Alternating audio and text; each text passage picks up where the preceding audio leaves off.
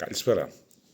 Φτάσαμε στο τρίτο και τελευταίο μέρος για τον Greece ASMR. Όχι μόνο για αυτόν, για όλους που είναι σαν τον Greece ASMR.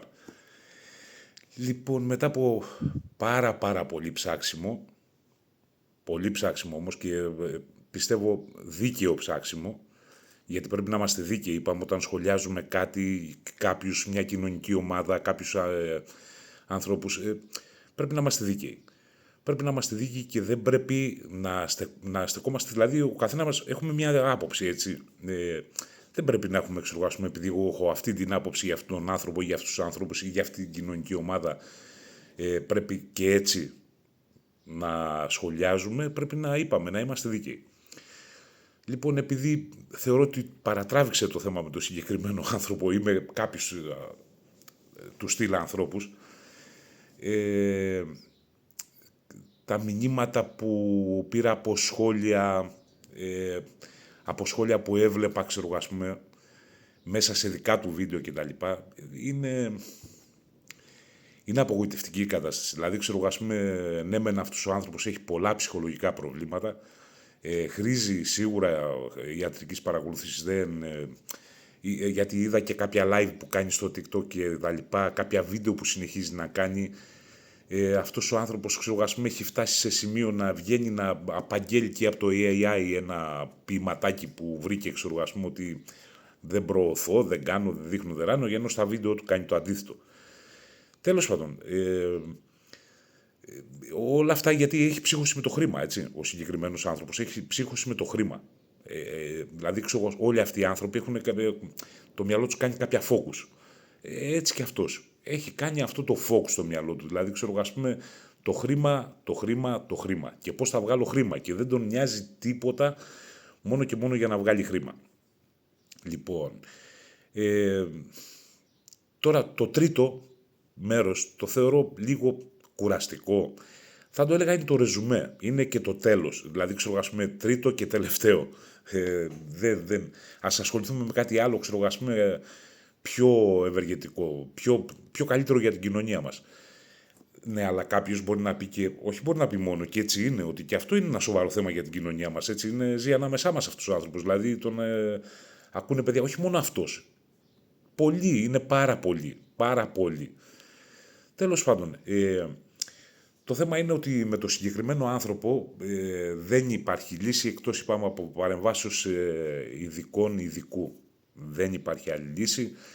Η οικογένεια υγρώνει, γόραζε, κάνει διακοπές στη Θάσο. Καλά κάνει. Είναι θέμα τους, είναι πρόβλημά τους, έτσι δεν τους κρίνουμε.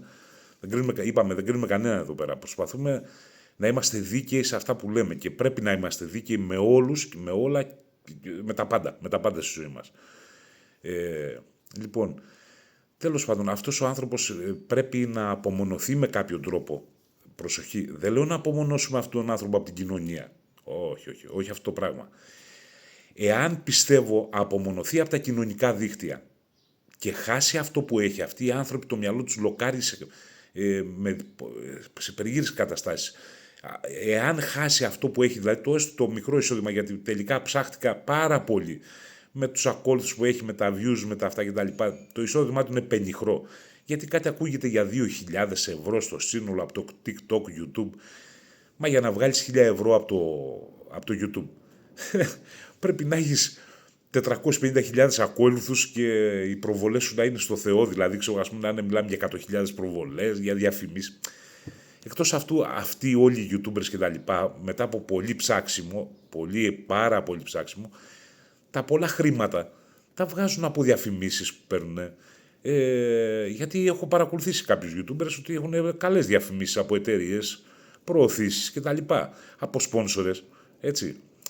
Ο συγκεκριμένος άνθρωπος δεν έχει σπόνσορ, δεν έχει τίποτα. Δηλαδή, ξέρω, ας πούμε, στις αρχές πήγε εκεί στον τόπο του, στην Καβάλα, τσίμπησε 1, 2, 3 άτομα, 4, μετά, ξέρω, ας πούμε, τον καταλάβανε τι παίζεται και τα λοιπά και δεν...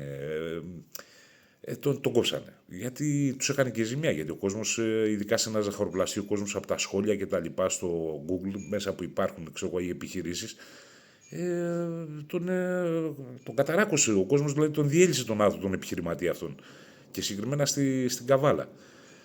Και όχι μόνο, είναι πάρα πολλά. Όπως και στα Ιωάννινα που είχε κατέβει τώρα τελευταία, που του ρίξανε εκεί πέρα κάτι αυγά, που είχε πάει να συναντήσει μια κοπέλα, αλλά η κοπέλα πήγε με το αγόρι της.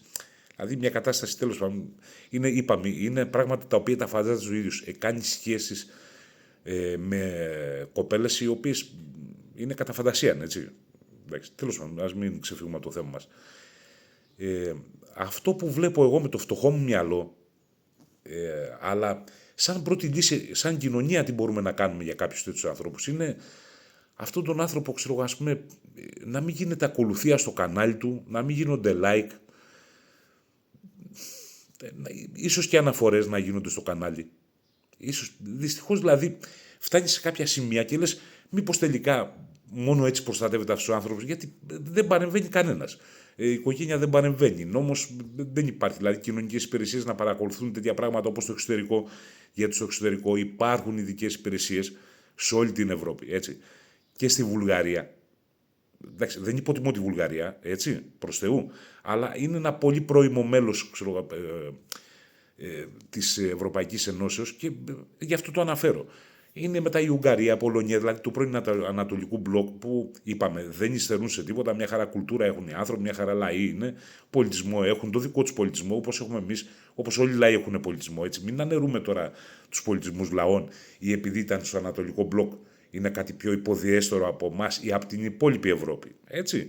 Οικονομικά οι άνθρωποι ναι μεν πάθανε ζημιά λόγω του γνωστού του 1990 του ντόμινος με τα κομμουνιστικά κράτη κτλ. Τέλος πάντων, αυτό είναι άλλη συζήτηση, δεν έχει καμία σχέση με το. Λοιπόν, μήπως πρέπει τελικά να φτάσουμε στο σημείο ότι πρέπει να γίνονται αναφορές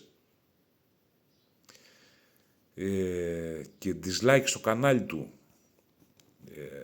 Όχι κακοπροαίρετες αναφορές, έτσι και πάλι προς Θεού. Δηλαδή, δεν είναι κακοπροαίρετο, δεν θεωρώ κακοπροαίρετο. Το να προστατέψει κάποιον άνθρωπο. Βρίσκεις 1002 τρόπους και πιστεύω ότι αυτό είναι δίκαιο για τον συγκεκριμένο. Γιατί μιλάμε για την υγεία του, μιλάμε για τυχόν άτομα που παρασύρει. Όχι τυχόν, παρασύρονται άτομα. Παρασύρονται άτομα. Τα παιδάκια π.χ. τα ανήλικα που πηγαίνουν και συναντούν στα χωριά και αυτά, μέσα από το YouTube τα έβρισκε. Δεν τα έβρισκε από μένα. Ούτε από το δικό μου τηλέφωνο. Ούτε από το δικό σας το τηλέφωνο. Ή μάλλον τους λογαριασμούς που έχουμε στα μέσα κοινωνικής δικτύωσης. Λοιπόν, οπότε μήπως τελικά θα ήθελα να ακούσω από εσάς, γιατί διάβασα ωραία σχόλια. Όχι μόνο επειδή μου λέτε μπράβο και συγχαρητήρια, έτσι και σας ευχαριστώ πάρα πολύ όλους. Με τιμάει αυτό που εκτιμάτε η άποψή μου κτλ. Αλλά είναι τα σχόλια που έχετε κάνει, είναι, δηλαδή ξεχάσουμε πολύ σωστά. Πάρα πολύ σωστά, με ωραίες θέσεις, έτσι. Θα ήθελα να ακούσω και προτάσεις, ξέρω, ας πούμε. Δεν είναι κακό. Είναι σωστό αυτό που σκέφτομαι, ότι δηλαδή, ξέρω, ας πούμε, εμείς σαν κοινωνία μπορούμε αυτόν τον άνθρωπο πρώτα απ' όλα μην τον αποκλείσουμε από την κοινωνία μας, έτσι. Πρέπει να τον προστατεύσουμε, γιατί είπαμε είναι άτομο με ανάγκες. Δεν υπάρχει, είναι άτομο με ανάγκες. Μήπως όμως, ξέρω, ας πούμε, πρέπει να τον προστατεύσουμε από αυτό το αδιφάγωτο, αυτό το όλο εδώ πέρα με τις κάμερες, με τα δίκτυα, με τα μέσα κοινωνικής δικτύωσης.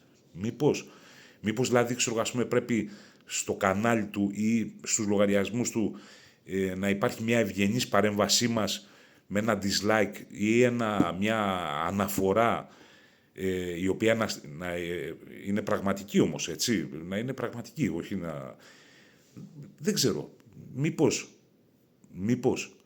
Εδώ θα ήθελα, ξέρω, ας πούμε, γιατί είδα, μου έκανε την τιμή ο κύριος Μίλας, ο Παναγιώτης, και σχολίασε στο βίντεο μου, και το νεαρός που έχει το ενεργά νέα, και τον ευχαριστώ για το σχόλιο του.